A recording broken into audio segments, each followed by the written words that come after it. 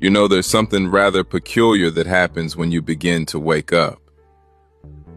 And by wake up, I don't mean simply opening your eyes in the morning or having a nice cup of coffee. I mean when you really begin to see through the game. When the veil of ordinary consciousness starts to slip and you catch a glimpse of what's actually going on here. It's quite marvelous, really. But here's the thing that nobody tells you. Once you've had that glimpse, once you've tasted that freedom, there are certain things you simply cannot share. Not because they're secret in some mystical hush-hush way, but because sharing them would be like trying to pour the ocean into a teacup. It just doesn't work. And more than that, attempting to do so can actually create more confusion than clarity. So let me tell you about 5 things that if you are spiritually awake, you should never share.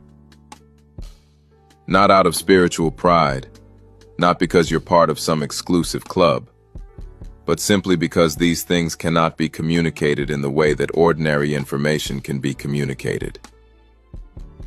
They're more like the scent of a flower. You can describe it all day long, but until someone smells it for themselves, they haven't really got it.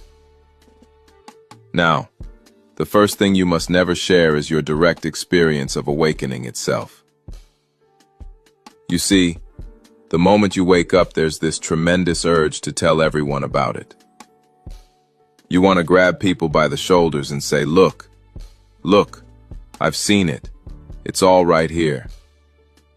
We've been looking in the wrong direction the whole time. But what happens when you do this?